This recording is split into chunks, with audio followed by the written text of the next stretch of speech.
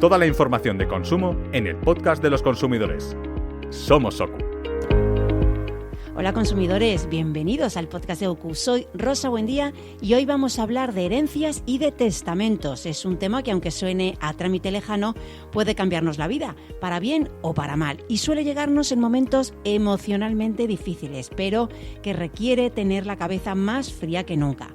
A menudo pensamos que heredar es recibir las llaves de un piso o unos ahorros, pero no siempre es así. ¿Qué pasa cuando lo que nos dejan son facturas, hipotecas, deudas con Hacienda? ¿Podemos acabar siendo más pobres después de heredar? Pues la respuesta es que sí. Por eso hay que informarse bien y por eso estamos haciendo este podcast.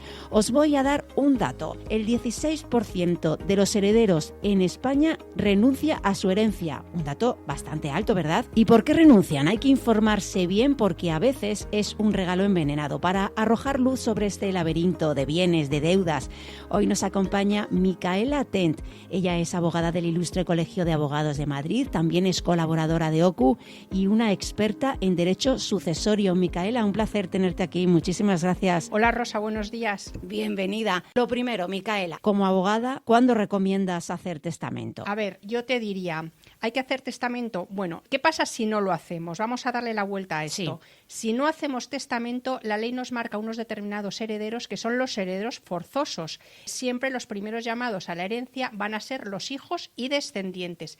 Voy a hacer un inciso y es que estoy hablando en territorio común, es decir, en toda la parte de España donde no hay forales, aunque es cierto que los forales también son los descendientes. Luego, línea sucesoria irían ascendientes y cónyuge, por lo cual hay que asesorarnos bien y saber quién hereda si no tengo testamento. ¿Que estamos de acuerdo con que hereden estos parientes? Perfecto.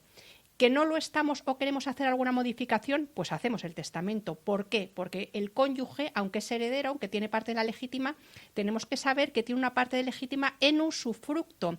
Con lo cual, bueno, pues es una legítima bastante limitada. Y luego hablamos de cónyuge, no hablamos de pareja de hecho en territorio común.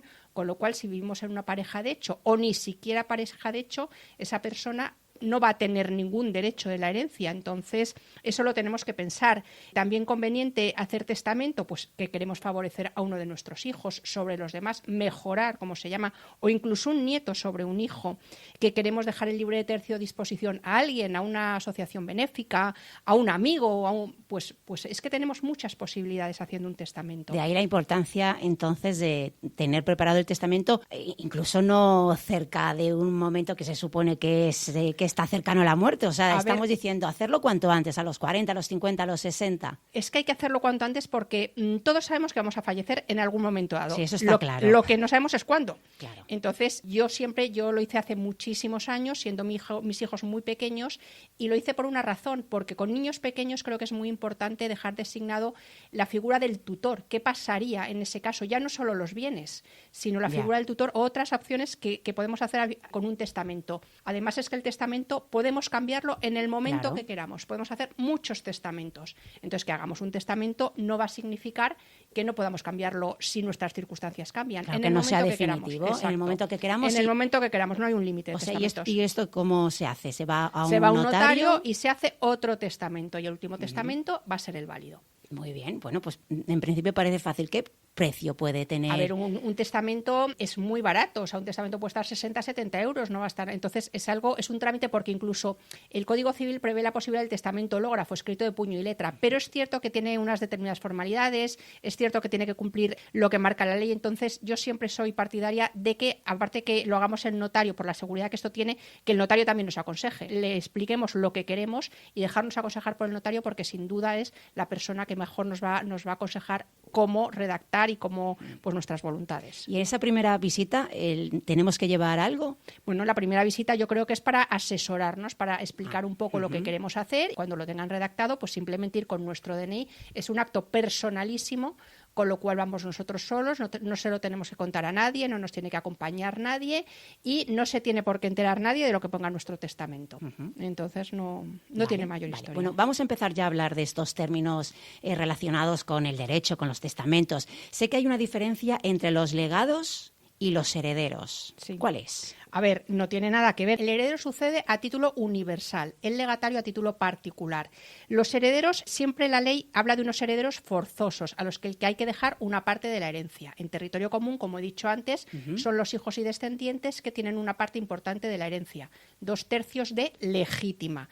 De esos 2/3 de legítima, 1/3 es una legítima estricta, que siempre tiene que ir a estos hijos, y el otro tercio lo llamamos de mejora. Podemos mejorar al hijo que mejor nos caiga, o incluso a un nieto. Lo que nos decías antes. Lo que os decía antes. Y 1/3 es de libre disposición. Podemos hacer con él lo que queramos. El tercio de mejora está destinado también al usufructo del cónyuge viudo. El legado es la posibilidad de dejar un bien en concreto de esa herencia a una persona que no es heredero, es el legatario. Entonces, a mí me cae muy bien un sobrino mío. Pues a este sobrino le voy a dejar mi apartamento de la playa y se lo dejo en legado. Tenemos que tener cuidado, por supuesto, que el valor de este legado no perjudique la legítima. Eso hay que tenerlo muy en cuenta. He puesto un ejemplo un poco ambicioso, ¿no? Porque le estoy dejando un apartamento, a la que le quiero dejar pues algo de menor valor. La idea del legado es que se deja un bien en concreto a una persona que no es heredero, que es el legatario. Mientras nosotros respetemos la parte que corresponde a los herederos forzosos, podemos dejar un legado pues a quien queramos, porque queremos ese bien en concreto para esa determinada persona. Ajá. Bien, entonces acabamos de perder un familiar, un conocido. ¿Cómo hay que actuar? Esos hijos, esos sobrinos. A ver, lo primero que tenemos que hacer cuando fallece un familiar es pedir el certificado de últimas voluntades. Para pedir el certificado de últimas voluntades tienen que pasar 15 días hábiles del fallecimiento. O sea, no podemos ir al día siguiente porque, podría que esta persona hubiera hecho testamento justo antes de morir, entonces hay que dar un poquito de tiempo. El certificado de últimas voluntades se pide en el Ministerio de Justicia. ¿Cómo lo podemos hacer? Pues en la web del Ministerio de Justicia, si entramos, están todas las opciones y además es muy facilito de cómo pedirlo. A mí me parece lo más fácil, me parece pedirlo telemáticamente, con un certificado electrónico, con el DNI digital, lo podemos pedir. Ojo que no vale el certificado electrónico de la persona fallecida. Es decir, mi padre ha fallecido, pues utilizo su certificado digital para pedirlo, no vale. Pues, pero vale el de cualquiera, el de cualquier persona. Podemos acudir presencialmente al Ministerio de Justicia, a las gerencias territoriales si estamos en comunidades autónomas, o podemos pedirlo por un correo postal, que es lo menos usual, ¿no? Quizá hoy en día utilizar el correo postal. Pero vamos, que hay varias formas de pedirlo y es bastante rápido de conseguir este certificado de últimas voluntades. ¿Y en ese certificado qué te aparece? En este certificado de últimas voluntades te aparecen todos los testamentos que ha realizado una persona en vida. Pueden ser infinitos. El que vale siempre es el último, ¿Qué pasa? Que yo puedo tener ese certificado en el cajón de mi mesa, porque mi padre me dijo, he hecho testamento y este es mi testamento. ¿Y coinciden las fechas? Qué bien, ya tengo el testamento, ¿lo utilizo? Pues no me vale. Tengo que ir a la notaría donde se hizo ese testamento para pedirlo después del fallecimiento. El que yo tengo guardado en mi casa no me vale.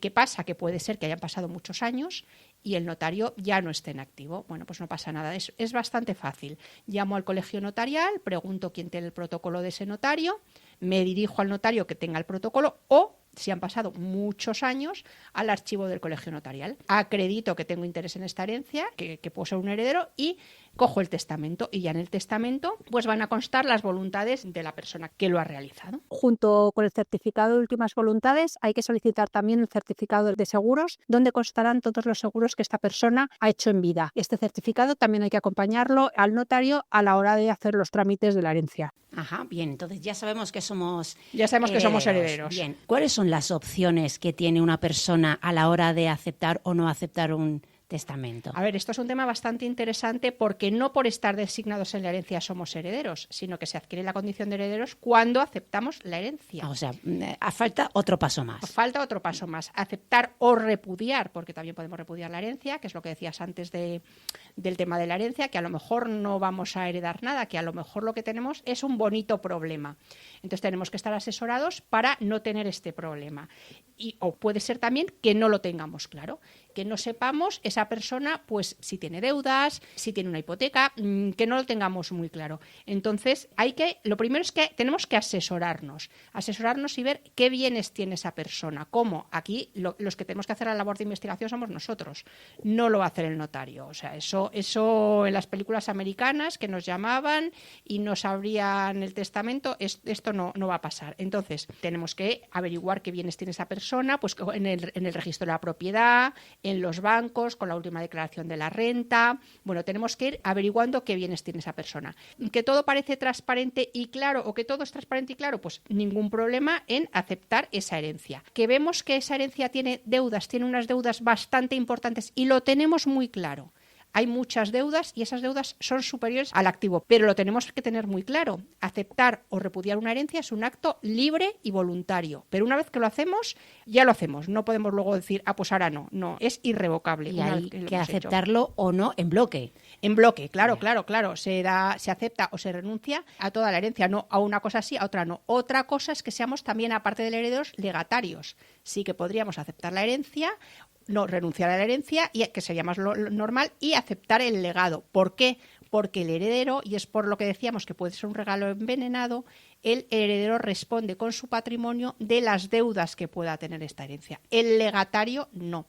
Entonces, una herencia con muchas deudas, pues podemos rechazar la herencia para no responder con nuestro patrimonio, pero si no hay ningún problema con el legado, porque no le hayan dejado ninguna carga, ningún gravamen, podemos aceptar este legado. Entonces, no habría en principio ningún problema. Entonces, se puede aceptar la parte que te toca sin más y luego también puedes aceptarla a beneficio del inventario, ¿no? La ley nos da una posibilidad muy interesante, a mí me parece lo más interesante, si no tenemos clara la situación. La ley nos permite tanto solicitar notarialmente que se forme un inventario, que en 30 días se forme un inventario, que se inicien esos 30 días y luego 60 días para hacerlo, o que el heredero que tenga en su poder los bienes solicite la formación de un inventario. Se realiza el inventario de estos bienes y se pide la aceptación a beneficio de inventario. Se comienzan a pagar las deudas de esta herencia, se personan los acreedores, se comienzan a pagar las deudas de la herencia, se pagan los acreedores, se hacen efectivos los legados y si sobra algo, pues eso es lo que vamos a heredar. Que los acreedores tienen que estar ahí en esa reunión. Los acreedores tienen que estar en la reunión, o sea, se les cita a los acreedores.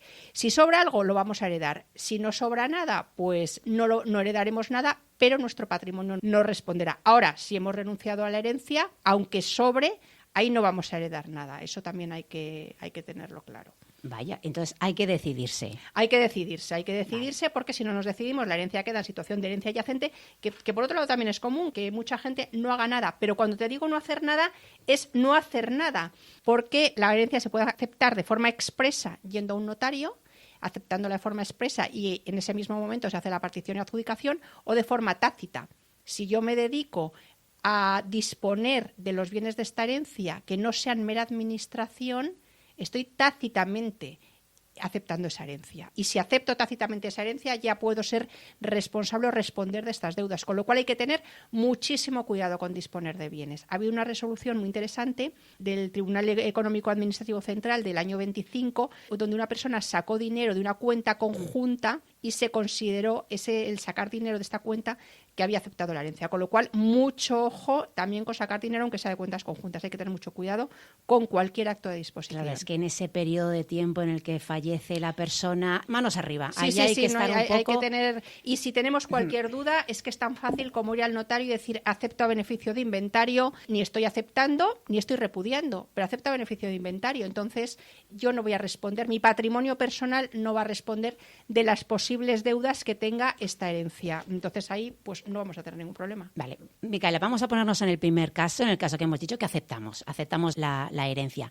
¿Cuál es la documentación que hay que aportar? ¿Cómo procedemos a las voluntades escritas? Bueno, una vez que sabemos que hay testamento, tenemos el certificado de últimas voluntades, contactamos con la notaría donde vamos a tramitar esta herencia, entonces vamos a llevar el certificado de defunción, el certificado de últimas voluntades, el testamento y vamos a llevar el inventario, que por eso es lo que te decía antes, que la herencia tiene mucho papeleo, porque nosotros tenemos que dedicarnos a hacer este inventario de todos los bienes, pues las escrituras de las viviendas que tengamos, los últimos IBIs, los certificados de posiciones a fechas de fallecimiento, es decir, tenemos que ir banco por banco pidiendo este certificado de posiciones donde el banco nos certifique qué es lo que había, qué activos tenía esta persona, activos o pasivos, el día de su fallecimiento. Hasta ese día. Hasta ese día, que es lo que formaría la masa hereditaria. Posibles deudas que tenga. Entonces, hay que llevar el inventario de todo. Al notario le tenemos que dar el inventario hecho. El notario sí que es cierto que tiene la posibilidad de ver los bienes que tuviera o las escrituras que hubiera participado esta persona desde un determinado año recientemente. Pero nosotros tenemos que llevarle bastante trabajo hecho al notario. Pero ese inventario entiendo que se facilitaría si el fallecido lo deja en constancia. A ver, si el fallecido deja pues todo más o menos regulado, todo, hombre, es cierto que hoy en día con una declaración de la renta pues se puede saber bastante, pero si nos dejan un Excel con todos los bienes o algo muy preparadito, hoy que hay gente muy previsora, que hay de todo, que eso existe, que eso existe, entonces nos dicen, bueno, pues esto en caso de tal, esto es lo que hay. Pues eso sería perfecto, eso desde luego ahorraría y facilitaría mucho a los herederos. ¿Qué pasa? Que, bueno, no nos gusta pensar en este tema, pero no por no pensarlo no va a suceder. Entonces, cuanto más fácil, más masticado, más arreglado lo dejemos, pues desde luego facilitaremos mucho más la vida a los que tenemos detrás, y yo creo que es interesante pensarlo, por muy jóvenes que seamos. Ya, bueno, vamos a ver esa segunda opción, la que decíamos que era beneficio del inventario. Hablábamos de ese recuento de bienes y de deudas. Si, por ejemplo, los inmuebles no tienen el mismo valor que tenía al principio, ¿eso cómo se valora? Es que eso puede pasar. Es que, claro, si yo hago testamento hoy y dejo unos determinados inmuebles y dentro de 30 años esos inmuebles no van a valer lo mismo. Entonces, actualmente lo que se está poniendo en valoración de inmuebles, que luego ya es la casuística de la persona concreto, cómo quiere valorar en función de lo que prevé hacer con esos inmuebles, pero a priori para pagar el impuesto de sucesiones se está poniendo el valor mínimo de referencia. Esto o lo sacamos nosotros en la sede del catastro, no es el mismo que el valor catastral, es el valor mínimo de referencia, es muy fácil sacarlo yendo a la sede del catastro, pero más fácil aún si nos lo van a hacer todo en la notaría.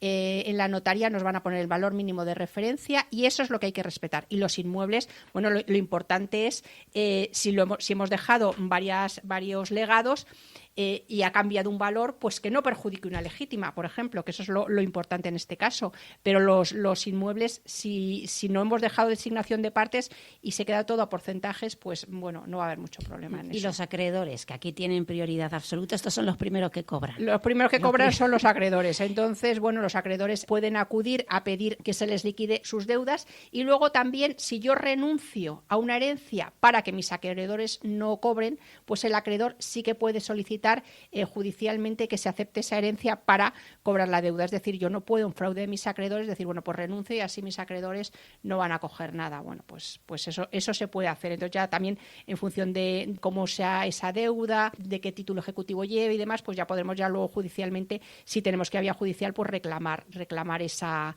deuda que tenemos, o si alguno de ellos no ha renunciado, pues esa persona es la que deberá pagar la deuda, con lo cual ahí los herederos tendrán que estar todos de acuerdo en todo solicitar el beneficio de inventario, porque como haya uno que no, pues ese es el que se va a llevar.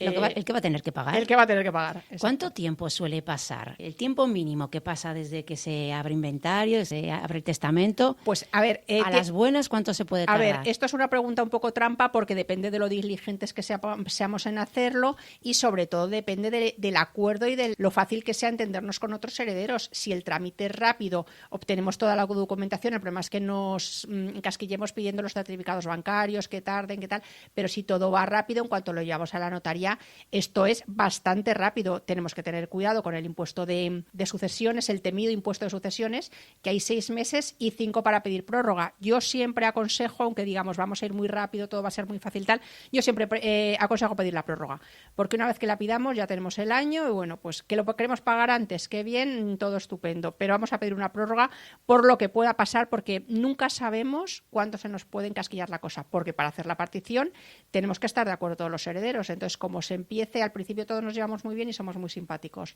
pero como se nos complique con uno y se nos tuerza al final, y ahora no quiero partir, y ahora no estoy de acuerdo en un valor, y ahora quiero que... Bueno, pues entonces la cosa se puede empezar a torcer, y en herencias es muy fácil que se torce. O sea, lo más corto del tiempo puede ser un mes. Hombre, un mes me parece demasiado optimista, O sea, sobre todo porque ten en cuenta que ya tenemos que esperar 15 días hábiles para el certificado de últimas voluntades, tenemos que buscar el testamento y ya empezar a hacer el inventario. Entonces, a mí que hagamos el inventario en 15 días me parece muy rápido.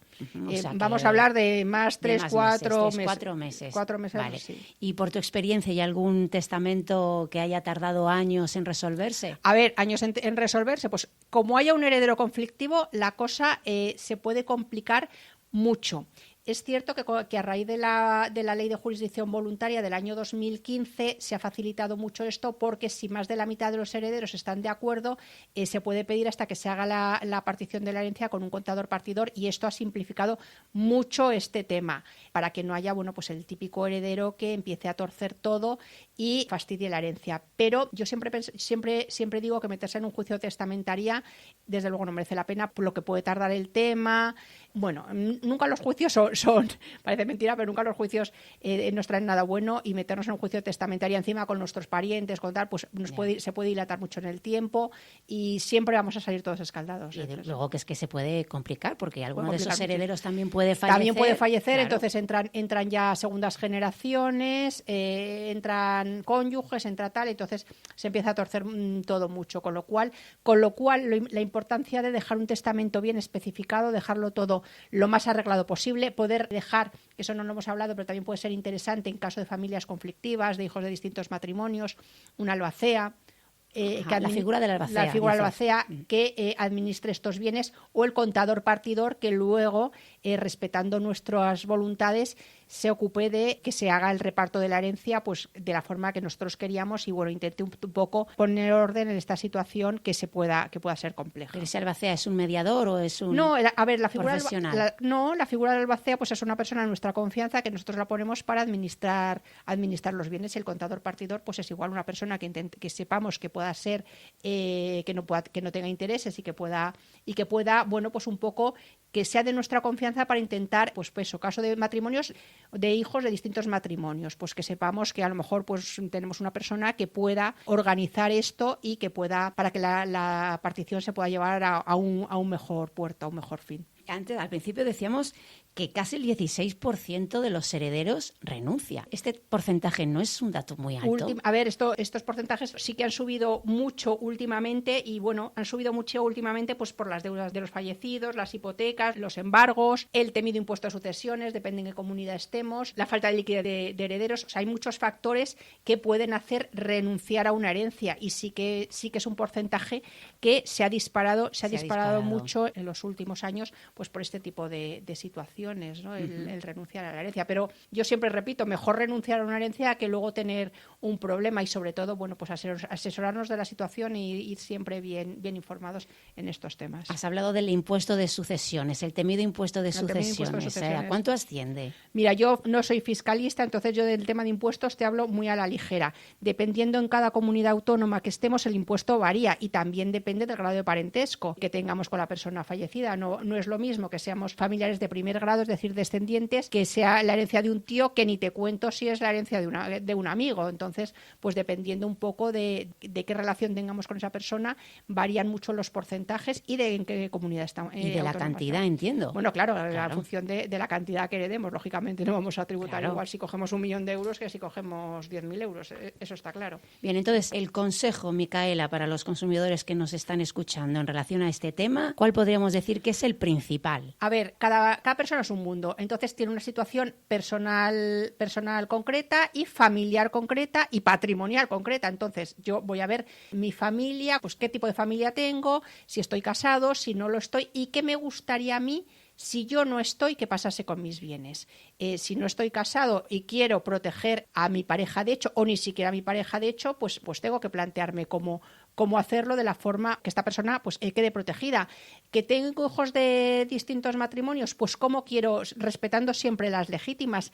¿Que quiero favorecer a uno de mis hijos por una circunstancia especial? Pues también lo tengo que valorar, ver las limitaciones de la ley y luego ver lo que yo quiero hacer.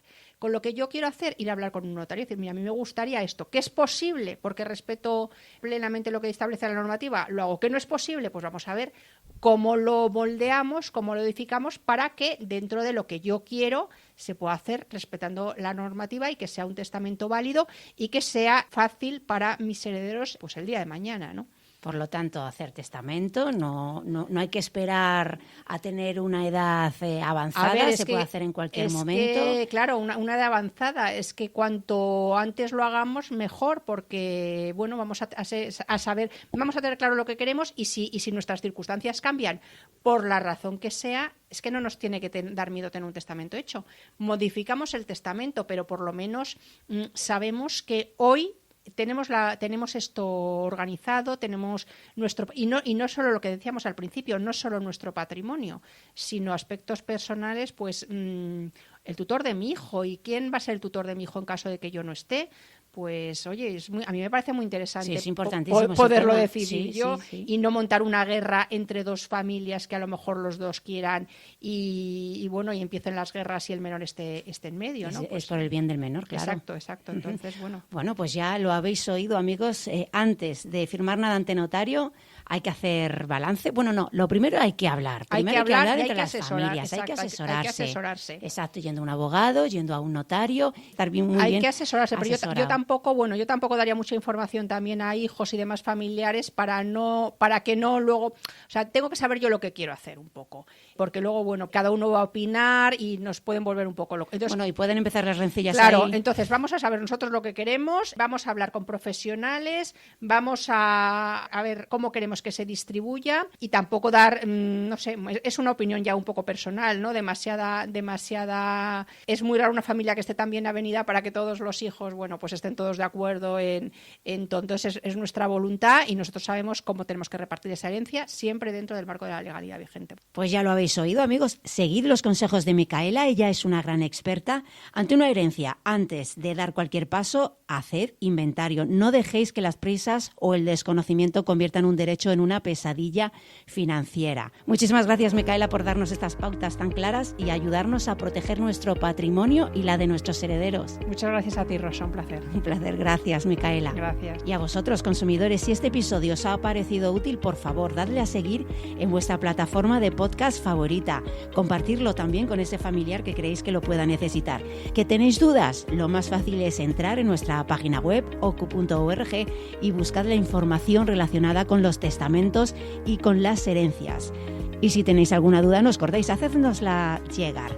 No olvidéis tampoco seguirnos en nuestras redes sociales, que estamos en todas las que ahora mismo estás pensando, en YouTube, en Facebook, en Twitter, en TikTok, en Instagram. Seguidnos, consultadnos y así estaréis siempre al día de vuestros derechos. Nos escuchamos en el próximo episodio. Adiós, consumidores.